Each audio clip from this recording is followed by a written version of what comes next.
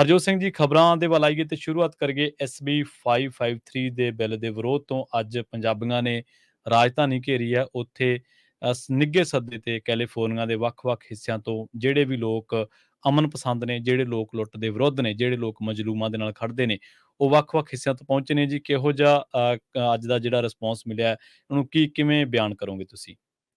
ਜੀ ਬਿਲਕੁਲ, ਮੈਂ ਹੁਣ ਵੀ ਉੱਥੋਂ ਹੀ ਆ ਰਿਹਾ ਆ ਜੀ, ਜੀ। ਪ੍ਰੋਟੈਸਟ ਤੋਂ ਹੀ। ਹੂੰ, ਹੂੰ। ਤੇ ਇੰਨੀ ਵੱਡੀ ਗਿਣਤੀ ਦੇ ਵਿੱਚ ਮੈਨੂੰ ਲੱਗਦਾ ਨਹੀਂ ਵੀ ਕੈਲੀਫੋਰਨੀਆ ਦੀ ਕੈਪੀਟਲ ਜਿਹੜੀ ਆ ਸੈਕਰਾਮੈਂਟੋ, ਜੀ, ਉੱਥੇ ਕਦੇ ਐਡਾ ਵੱਡਾ ਪ੍ਰੋਟੈਸਟ ਹੋਇਆ ਹੋਵੇ। ਜੀ। 2500 ਤੋਂ ਲੈ ਕੇ 3000 ਤੱਕ ਜੋ ਲੋਕ ਆ, ਹੂੰ, ਹੂੰ। ਸੈਨ ਡੀਗੋ ਤੋਂ ਲੈ ਕੇ ਰੈਡਿੰਗ, ਇਹ ਸਾਰੇ ਏਰੀਏ ਤੱਕ ਬੱਸਾਂ ਰਾਹੀਂ, ਕਾਰਾਂ ਰਾਹੀਂ ਪਹੁੰਚੇ ਹੋਏ ਸੀ।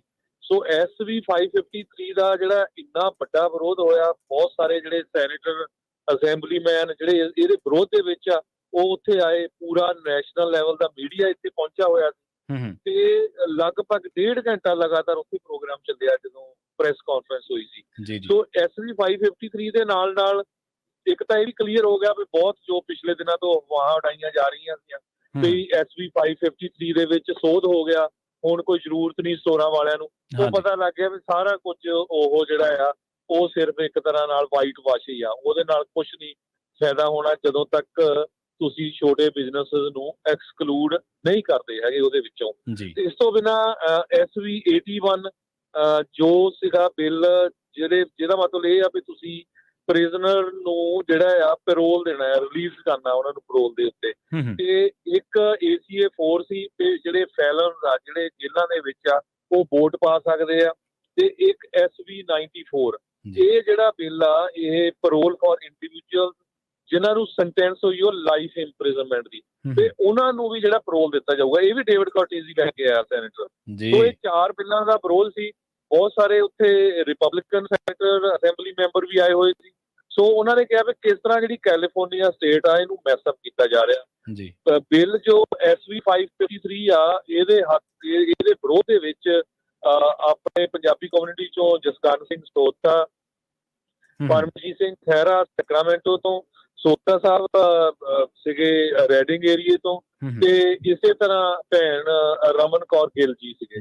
ਤੇ ਇਸੇ ਤਰ੍ਹਾਂ ਇੱਕ ਸ਼ਾਸਤਾ ਕਾਉਂਟੀ ਤੋਂ ਕ੍ਰਾਈਮ ਵਿਕਟਮ ਸੀ, ਇੱਕ ਹੋਰ ਆਪਣੇ ਯੂਬਾ ਸਿਟੀ ਏਰੀਏ ਤੋਂ ਜੋ ਗੈਲਾਗਰ ਸੈਨੇਟਰ ਹੈਗੇ ਆ, ਉਹਨਾਂ ਦੇ ਆਫਿਸ ਤੋਂ ਕਿਸ ਤਰ੍ਹਾਂ ਉਹਨਾਂ ਦੇ ਬੱਚੇ ਦਾ ਜਿਹੜਾ ਕਤਲ ਕਰ ਦਿੱਤਾ ਗਿਆ ਸੀ, ਤੇ ਉਹ ਬਾਅਦ ਬੜੀ ਜਲਦੀ ਦੇ ਵਿੱਚ ਜਦੋਂ ਜਿਹਨੂੰ ਫੜਿਆ ਵੀ ਗਿਆ, ਪਹਿਲੇ ਤਾਂ ਕਹਿੰਦੇ 6 ਸਾਲ ਲੱਗੇ ਫੜਨ ਨੂੰ, ਫਿਰ ਉਹਨੂੰ ਛੱਡ ਵੀ ਦਿੱਤਾ ਗਿਆ।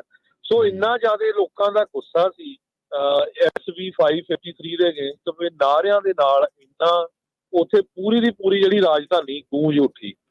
ਤੇ ਉਸ ਤੋਂ ਬਾਅਦ ਫਿਰ ਸਾਰਾ ਜਿਹੜਾ ਜਿੰਨੇ ਵੀ ਸੰਗਤ ਗਈ ਹੋਈ ਸੀ, ਜਿੰਨੇ ਵੀ ਲੋਕ ਗਏ ਹੋਏ ਸੀ, ਪੂਰੇ ਇੱਕ ਲਾਈਨ ਦੇ ਵਿੱਚ ਫਿਰ ਜਿੱਥੇ ਅਸੈਂਬਲੀ ਮੈਂਬਰਸ ਦੇ ਆਫਿਸਰਸ ਹੁੰਦੇ ਆ, ਜਿਹੜੇ 16 ਮੈਂਬਰ ਹੈਗੇ ਆ ਅਪਰੋਪਰੀਏਸ਼ਨ ਕਮੇਟੀ ਦੇ ਵਿੱਚ, ਉਹਨਾਂ ਦੇ ਆਫਿਸਰਸ ਦੇ ਵਿੱਚ ਗਏ।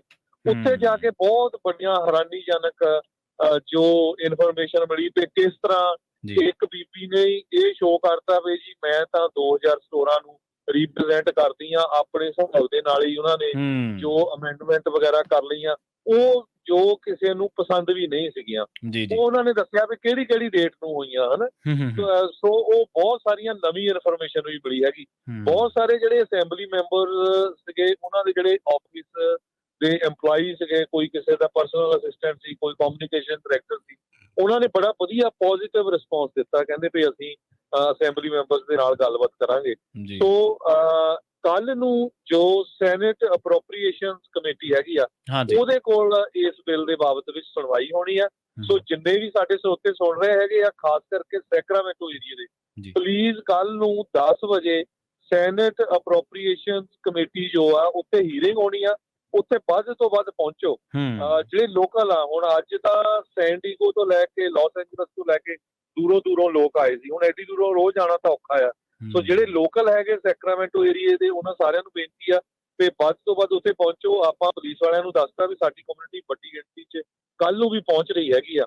ਉਹਦਾ ਐਡਰੈਸ ਰਾਈਟ ਕਿਉਂਕਿ ਮੈਂ ਕਾਰ ਦੇ ਵਿੱਚ ਬੈਠਾ ਆ, ਐਡਰੈਸ ਰਾਈਟ ਨਾਓ ਹੈ ਨਹੀਂ, ਪਰ ਆਪਾਂ ਉਹਦਾ ਐਡਰੈਸ ਅਨਾਊਂਸ ਕਰ ਦਾਂਗੇ ਰਾਤ ਨੂੰ। ਤੇ ਕਿੱਥੇ ਹੋਣਾ ਹੈਗੀ ਆ ਹੀਅਰਿੰਗ, ਤੇ ਇੱਕ ਦੂਜੇ ਨੂੰ ਮੈਸੇਜ ਵੀ ਜਿਹੜਾ WhatsApp ਗਰੁੱਪ ਬਣਾਇਆ ਹੋਇਆ SB 553, ਉਹਦੇ ਵਿੱਚ ਛੱਡ ਦਿੱਤਾ ਜਾਊਗਾ।